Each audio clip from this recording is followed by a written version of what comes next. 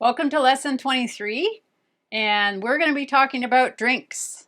Zero carb drinks, alcohol drinks, water, all different types of drinks in this lesson. I've talked about it a little bit in earlier lessons about the idea of zero carb drinks, and I'm just going to be talking about it a little bit more, and also we're going to discuss what to do when you're going out for drinks, alcohol drinks, with friends. Zero carb sips, keeping you in line when out for drinks. What are zero carb drinks? In general, zero carb drinks means there is zero carbs, which is why we call it that. And it usually will mean something that has additional flavoring added, maybe some artificial sweeteners, carbonation. It can be tea, it can be black coffee, zero carb soda, zero carb beers, flavored water, club soda, seltzer water, or just plain water. All of those come under the category of zero carbs. So here are some graphics to show those examples. So one of the main ideas here is we want to replace, don't eliminate, so that we don't feel deprived and we go back to the way we were. So in order to replace a drink that tastes wonderful and it's got sugar in it and it's bubbly and it's carbonated and it's cold, if we want to replace that, then what are we going to do? Well, maybe we'll get some sparkling water and we're going to put it in a glass with some lemon. Maybe we're going to make our own iced tea and not put sugar in it, but it's going to be in our nice water bottle, and we're going to take that with us. Maybe we're just going to have some water and we're going to put in an electrolyte tab that has zero carbs when we're going out for a walk. Maybe you're just going to have plain water sometimes. Maybe you're going to have your tea in your coffee and you're going to put it in a really pretty cup, and you're not going to have anything other than black coffee and plain tea with nothing else in it. Maybe you like your club soda. I love club soda, and I've been drinking a lot of it in the last 2.5 years because it helped me get through some really hard times when I was giving up carbs. And maybe you have, like I do, some fun little alcoholic glasses in your house still, and I don't drink alcohol anymore. And so maybe you can say, I'm going to put some club soda in here, or you're going to get sparkling water or something and put it in this cup, and you'll feel like it's a little bit special. So learning to take things that used to be high carb, like juice and coffee with sugar in it, and pop and tea with honey or sugar in it, in your smoothies and your iced tea with the sugar and your cocktails, any of those kinds of things, they all have carbs. And so if you drink those between a meal, your body sees it as a meal. Even though it isn't substance, it's not like actual food, your body sees it as a meal because it's got some carbs in it. And if you are tempted to eat risky foods or tempted to eat more carbs and you have this, then maybe this is bringing your insulin up a little bit. So see how your body does with these flavored drinks. Now, I know the artificial sweetened drinks are not the greatest for you because artificial sweeteners have been shown to have some health risks. So I knew that when I was drinking those while I was losing the weight, it wasn't going to be long term. And I weaned myself off of some of those, but those were so important. I would sometimes go through 3 or 4 or 5 of the zero carb drinks a day instead of snacking on cookies and chocolate and chips. So these help me lose weight. Now that I've lost the weight, I don't feel like I need them as much, and so I can have a variety of different things. I'm not dependent on them to get me through, but they felt like a treat, and so they did help me get through some of those months where I was really wanting to lose the weight.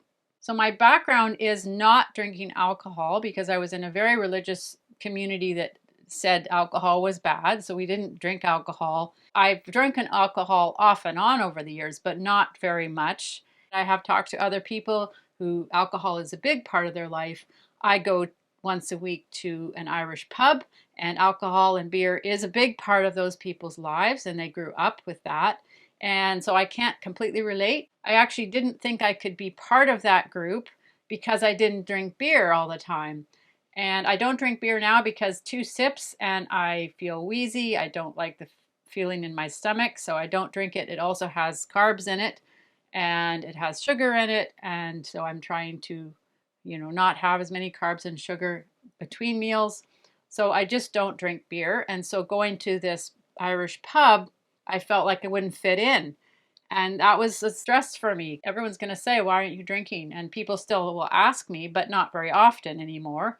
But I figured a hack where I asked the bartender if she could give me club soda, and she puts a lemon in it, and it's sparkly. And so it feels like I'm drinking something that is alcoholic, even though probably everybody else knows that that's not alcoholic, but it feels a little bit like a treat. It's not just water.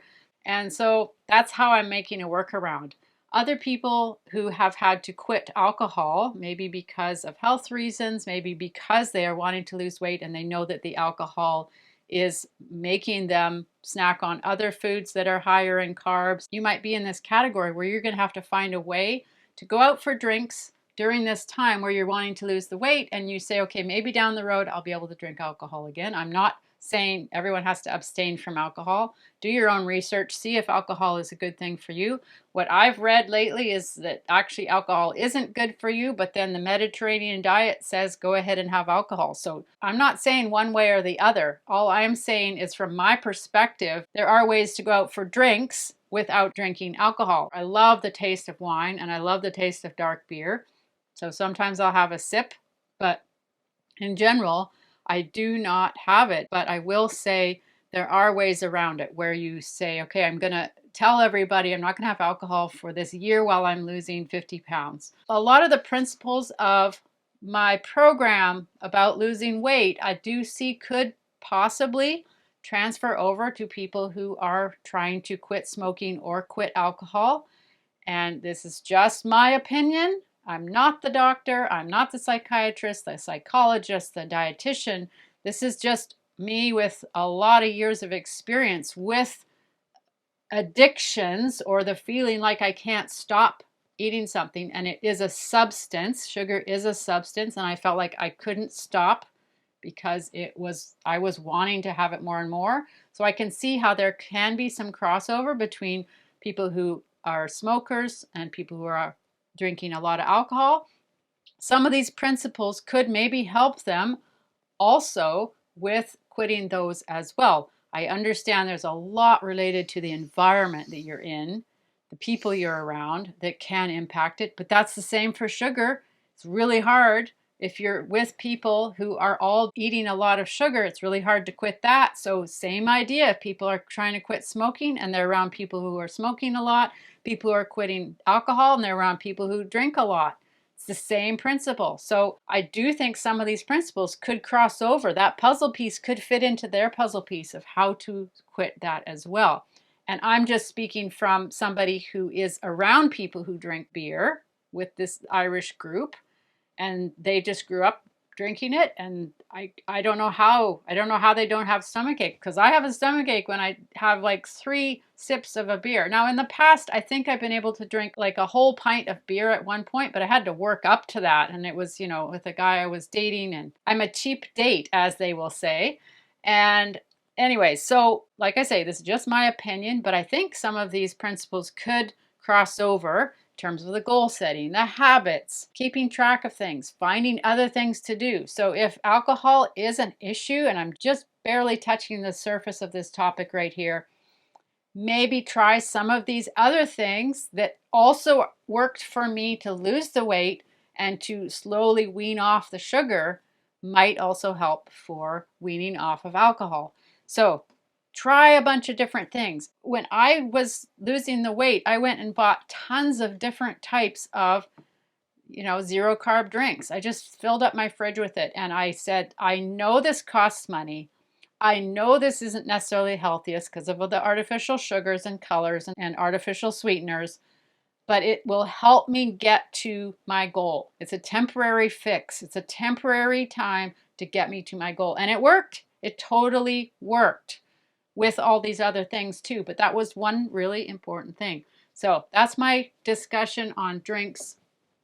If you have not tried this water bottle, I will say the name, Contigo. It's the only one I've found that doesn't drip when you empty it upside down. I can put it in my purse with the lock on. It has never leaked yet. I've been using this type for 8 years. It's fantastic. This is my second one, so they last a long time. I don't promote a lot of products. This one I will promote because it has been the best one that I have found. And I've tried a lot of water bottles over the years. So that's just my one little bit of promotion for a product would be a water bottle. And if you find one that you like, find one that you really like and that you can take everywhere with you. I take this everywhere with me. I lost it for 2 days. We went to yoga class and I forgot it there. I missed it, so I had to revert to another type, which I just thought, I know why I've been using this. So the next lesson, we're going to be talking about going on vacations and traveling and how not to sabotage your weight loss journey,